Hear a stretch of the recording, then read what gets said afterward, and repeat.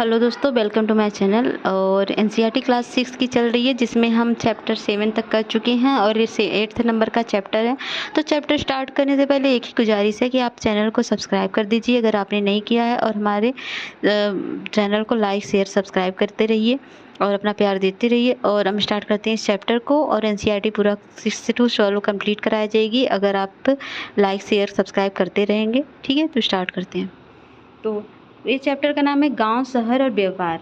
तो यहाँ पर एक कहानी है कि एक बच्चा था जो एक लोहार को बेंच, कुल्हाड़ी, हंसिया जैसे औजार को इस्तेमाल करते हुए देखता है, और वो भट्टी में हथियार को जलाकर उसका पीट कर मज़ेदार हथियार बनाते थे। उसको बड़ा मज़ा आता है। ये स्टोरी है वैसे ही कॉमनली। तो लोहे का प्रयोग आज एक आम बात हो गया है। तो इसके पहले आपने पढ़ा कि लोहे की खोज कैसे हुई, कैसे लोगों ने इस्तेमाल किया, कुल्हाड़ी पहले कैसे बनती थी, बाद में लोहे का इस्तेमाल कैसे हुआ। तो कृषि उत्पादन बढ़ाने के लिए उठाए गए अन्य कदम में सिंचाई थे। पहले हल था, फिर सिंचाई थे। तो समृद्ध गांवों के बिना राजाओं तथा उनके राज्यों के बने रहना मुश्किल था। जिस तरह कृषि के विकास में नए औजार तथा रोपाई महत्वपूर्ण कदम थे, उसी तरह सिंचाई भी काफ़ी उपयोगी साबित हुआ। इस समय सिंचाई के लिए नहरें, कुएं, तालाब और कृत्रिम जलाशय बनाए गए। तो इस चार्ट में एक दिया गया है पहले क्या हुआ, इसके बाद आपको इस दिए हुए 1 2 3 4 जो दिए गए हैं लाइन वाइज, तो इसको फिलअप करना है। तो राजा को पहला क्या है, राजा को सेना, महल और किले बनवाने के लिए धन चाहिए, वे किसानों से कर लेते थे। तीसरा क्या होगा, कर लेते थे। फिर क्या होगा, ये तो कर अदा करने के लिए किसानों को उत्पादन बढ़ाना होगा, तीसरी लाइन है। और फिर यह सिंचाई से संभव था और किसानों को लाभ मिला क्योंकि उत्पादन के तो कर अदा करने के लिए किसानों को उत्पादन बढ़ाना था। और राजाओं की सिंचाई योजना, तो ये जो 5वें में होगा ये होगा, राजाओं ने सिंचाई की योजना बनाई और धन खर्च किया। और छठवां क्या होगा, छठवां किसानों को लाभ मिला क्योंकि अब उत्पादन की निश्चितता बढ़ गई। और फिर 7वां कृषि उत्पादन बढ़ा, राजस्व भी बढ़ा, और लास्ट में लोगों द्वारा पारिश्रमिक किया गया। तो अब क्या है, गांव में कौन रहते थे, तो इस महाद्वीप के दक्षिणी तथा उत्तरी हिस्से में अधिकांश लोग गांव में काम करते थे। 3 तरह के लोग रहते थे। तमिल क्षेत्र में बड़े भूस्वामियों को बेल्लला, साधारण हलवाहों को उड़वार, और भूमिहीन मजदूर दास, कैडेसियर और अधिमई कहलाते थे। तो इसकी कौन सा, ये इम्पॉर्टेंट पॉइंट है, इसको नोट कर लीजिए।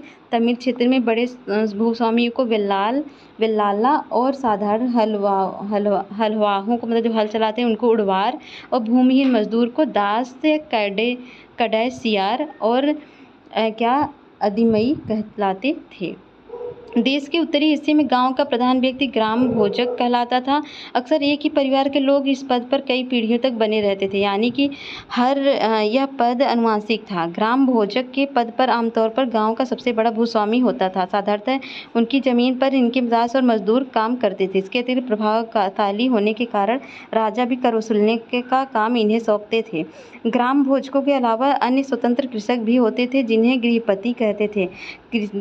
स्वतंत्र कृषक होते थे, उन्हें क्या कहते थे, गृहपति। इनमें से ज़्यादातर छोटे किसान ही होते थे। इसके अतिरिक्त कुछ ऐसे स्त्री पुरुष थे जिनके पास अपनी ज़मीन नहीं होती थी। इनमें दास कर्मकार आते थे, जिन्हें दूसरों की ज़मीन पर काम करके अपनी जीविका चलानी पड़ती थी। अधिकांश गांव में लोहार, कुम्हार, बढ़ई तथा बुनकर जैसे कुछ शिल्पकार भी होते थे। प्राचीनतम तमिल रचनाएं हैं, तो प्राचीनतम तमिल रचनाओं को संगम साहित्य कहते हैं। इनकी रचना करीब 2300 साल पहले हुई थी, इसलिए इन्हें संगम इसलिए कहते हैं क्योंकि मदुरै के कवियों के सम्मेलनों में इनका संकलन किया जाता था। तो पुरातत्व सिक्कों के बारे में जानते हैं। तो पुरातत्वविदों को इस युग के हजारों सिक्के मिले हैं। सबसे पहले आहत सिक्के थे जो करीब 500 साल चले, जिसका चित्र नीचे दिया गया। यही आहत सिक्के हैं। इसके पहले इसका डिस्कस भी किया गया था। ठीक है, तो संगम साहित्य की इस छोटी सी कविता को यहाँ पर दी गई, इसको आप पढ़ना चाहे तो पढ़ लीजिए। नगर अनेक गतिविधियों के केंद्र थे। तो अक्सर नगर जो है कई कारणों से महत्वपूर्ण हो जाते थे। तो उदाहरण के लिए मथुरा, तो 2500 साल से भी ज़्यादा समय से एक महत्वपूर्ण नगर रहा है, क्योंकि यह यातायात और व्यापार के 2 मुख्य रास्तों पर स्थित था। इसमें से एक रास्ता उत्तर पश्चिम से पूरब की ओर, दूसरा रास्ता दक्षिण की ओर जाने वाला था। शहर के चारों तरफ किलेबंदी थी। इसमें अनेक मंदिर थे। आसपास के किसानों तथा पशुपालक शहर में रहते थे और भोजन जुटाते थे। मथुरा बेहतरीन मूर्तियां बनाने का केंद्र था। लगभग 2000 साल पहले मथुरा कुषाणों की दूसरी राजधानी बनी। किसकी दूसरी राजधानी बनी? कुषाणों की। तो मथुरा एक धार्मिक केंद्र भी था। यहाँ पर बौद्ध विहार और जैन मंदिर, यहाँ कृष्ण भक्ति का महत्वपूर्ण केंद्र था। किसका महत्वपूर्ण केंद्र था? कृष्ण भक्ति का। मथुरा में प्रस्तर खंडों तथा मूर्तियों पर अनेक अभिलेख मिले हैं। आमतौर पर संक्षिप्त अभिलेख हैं जो स्त्रियों और तथा पुरुषों द्वारा मठों पर मंदिरों को दिए जाने वाले दान का उल्लेख करते हैं। प्रायः शहर के राजा, रानी, अधिकारी, व्यापारी तथा शिल्पकार इस प्रकार के दान करते थे। उदाहरण के लिए मथुरा के अभिलेखों को सुनारों, लोहारों, बुनकरों, टोकरी बुनने वाले, माला बनाने वाले और इत्र बनाने वाले के लिए उल्लेख में मिलते हैं। शिल्प तथा शिल्पकार क्या होते थे? तो पुरास्थल से शिल्पों के नमूने मिले हैं। इनमें मिट्टी के बहुत से पतले और सुंदर बर्तन मिले। इसके पहले के चैप्टर में आपने पढ़ा है, जिनको पेंट भी किया जाता था। तो ध्यान रहे कि अन्य दूसरे शिल्प अवशेष नहीं बचे थे। जैसा कि विभिन्न ग्रंथों से हमें पता चलता है, कपड़ों का उत्पादन बहुत महत्वपूर्ण था। उत्तर में वाराणसी और दक्षिण मदुरै इसके लिए प्रसिद्ध केंद्र था। किसके लिए? वस्त्रों के लिए। तो उत्तरी काले चमके पात्र क्या थे? NBPW। तो ये कठोर चाक निर्मित धातु की तरह दिखने वाले तथा चमकदार काली सतह वाले पात्र थे। इन्हें बनाने के लिए कुम्हार मिट्टी के बर्तनों को भट्टों पर उच्च तापमान पर रखते थे, जिसके परिणामस्वरूप इन बर्तनों की बाहरी सतह काली हो जाती थी। इन पर एक पतली काली लेप लगाई जाती थी और इस बर्तन को शीशे जैसे चमक प्रदान किया जाता था। अनेक शिल्पकार तथा व्यापारी अपने अपने संग बनाने लगे, जिन्हें श्रेणी कहते थे। श्रेणी किसे कहते थे? जो शिल्पकार अनेक अपने अपने संग बनाने लगे, उसको श्रेणी कहने लगे। शिल्पकारों की श्रेणियों का क्रम प्रशिक्षण देना था, कच्चा माल उपलब्ध कराना था और तैयार माल का वितरण करना था, जबकि व्यापारियों की श्रेणियों का व्यापार संचालन करना था। श्रेणी बैंकों के रूप में कार्य करते थे, जहां लोग पैसे जमा करते थे। इस धन का निवेश लाभ के लिए किया जाता था। लाभ का कुछ हिस्सा जमा करने वालों को लौटा दिया जाता था और मठ आदि धार्मिक संस्थानों को दे दिया जाता था। अब अगला क्या है? सूत कातने और बुनने के नियम क्या थे? तो ये पढ़ लीजिएगा अगर आपको ज़रूरत हो। सूक्ष्म निरीक्षण अरिकामेडू, ये क्या है? अरिकामेडू क्या है देखते हैं। तो ये देख लीजिए फिगर। तो लगभग 2200 से 1900 साल पहले अरिकामेडू एक पत्तन था। क्या था? अरिकामेडू एक पत्तन था। नोट कर लीजिए, अरिकामेडू एक पत्तन था। पुडुचेरी में ढूंढो, पुडुचेरी में था। और यहाँ दूर दूर से आए जहाज़ों से सामान उतारे जाते थे तथा यहाँ ईंटों से बने एक ढांचा मिला है, जो संभवतः गोदाम रहा हो। यहाँ पर भूमध्य सागरी क्षेत्रों के एम्फोरा जैसे पात्र मिले।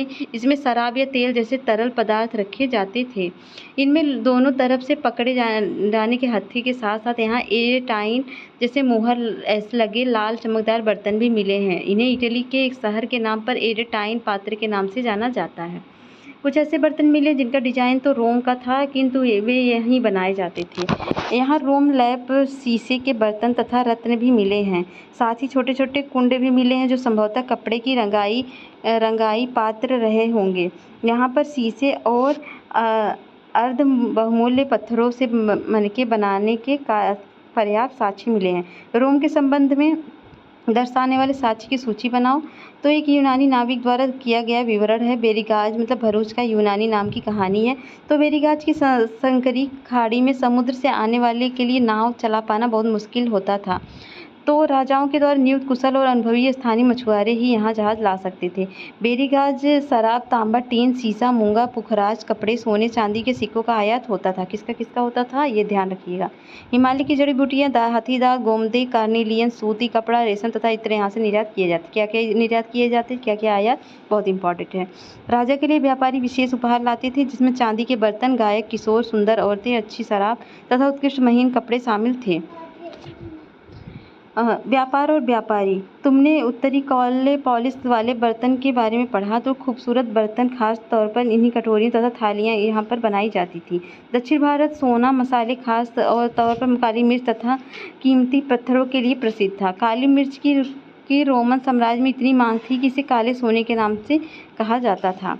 तो रोमन सोने के सिक्के मिले यहाँ पर। और यहाँ पर कुछ इससे यह अंदाज़ा लगाया गया कि उन दिनों रोम के साथ यहाँ बहुत अच्छे व्यापार होते थे।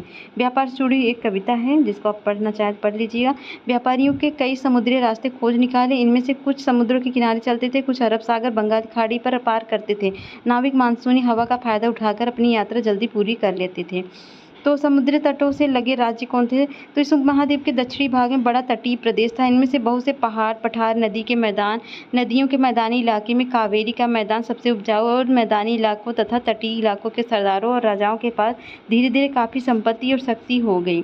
संगम कविताओं में मूवेंदार की चर्चा मिलती है। ये एक तमिल शब्द है जिसका अर्थ है तीन मुखिया। मूवेंदार का मतलब क्या होता है? तीन मुखिया। इसका प्रयोग 3 शासक परिवारों के मुखियाओं के लिए किया गया, चोल, चेर और पांडे के लिए। तो क्वेश्चन यहाँ बनेगा क्या? मूवेंदार किसकी चर्चा कहाँ मिलती है? इसका मतलब क्या है? तीन शासक कौन कौन से हैं? चोल, चेर, पांड्य हैं। ठीक है। तो 2300 साल पहले दक्षिण भारत में काफ़ी शक्तिशाली माने जाते थे। इन तीनों मुखियाओं ने अपने दो सत्ता केंद्र थे। इनमें से एक तटीय हिस्से में, दूसरा अंदरूनी हिस्से में तथा इस तरह 6 केंद्रों में दो महत्वपूर्ण थे। एक चोलों का पत्तन पुहार तथा कावेरीपट्टनम, दूसरा पांड्यों की राजधानी मदुरै में थी।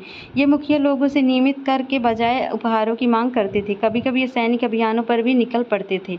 आसपास के इलाकों से शुल्क वसूल कर लाते थे। इनमें से कुछ धन अपने पास रख लेते थे, बाकी अपने समर्थकों, नाते रिश्तेदारों, सिपाहियों तथा कवियों के बीच बांट देते थे। ठीक है।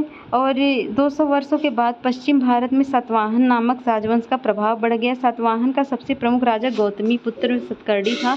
इसके बारे में हमें उसकी मां गौतमी बालश्री द्वारा दान किए गए एक अभिलेख से पता चलता है।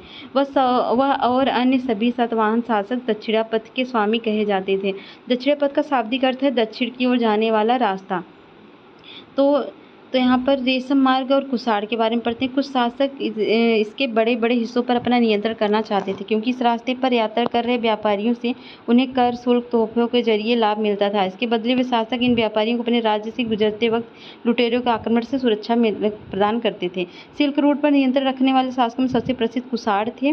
करीब 2000 साल पहले मध्य एशिया तथा पश्चिमोत्तर भारत पर इनका शासन था।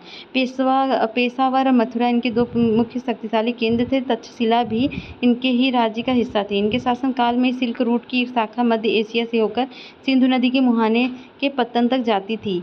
फिर यहाँ से जहाज़ों द्वारा रेशम पश्चिम की ओर रोमन साम्राज्य तक पहुँचता जाता था। तो ये क्वेश्चन है, ये आपको करने हैं। मैंने पहले ही कह दिया कि जितने भी क्वेश्चन होंगे ये आपको करने हैं, क्योंकि पढ़ाना मेरा काम है, क्वेश्चन सॉल्व करना और कमेंट बॉक्स और टेलीग्राम में उसका आंसर भेजना आपका काम है। तो खाली जगह भरना है। तमिल में बड़े भूस्वामी क्या कहते थे? तो ग्राम भोजकों की जमीन पर प्रायः किस चीज़ की खेती की जाती थी? तो तमिल में हलवाई को क्या कहते थे? अधिकांश गृहपति किसके भूपति होते थे? तो ग्राम भोजकों के काम बताना है आपको। शक्तिशाली क्यों थे? गाँव तथा शहरों दोनों में रहने वाले शिल्पकारों की सूची बनानी है। और व्यापार तथा व्यापारिक रास्तों में जानने के लिए इतिहासकार किन किन साक्ष्यों का उपयोग करते थे? सही जवाब ढूंढना। आहत सिक्के कौन से थे? मथुरा महत्वपूर्ण क्या था? तो गांव था, पतन था, धार्मिक केंद्र था, जंगल क्षेत्र था, क्या था? श्रेणी क्या था? शासकों, शिल्पकारों, किसको पशुपालकों का संघ होता था? तो ये चर्चा करनी है। चलिए अब मिलते हैं नेक्स्ट वीडियो, तब तक के लिए बाय बाय। कैसा लगा आपको चैनल बताइएगा जरूर, और सारी वीडियो कैसा लगा। और क्लास ये चैप्टर 8 से कंप्लीट हो गया है, 2 चैप्टर और पढ़े हैं, वो भी कंप्लीट हो जाएंगे आपके। जल्दी मिलते हैं नेक्स्ट वीडियो में, तब तक के लिए बाय बाय।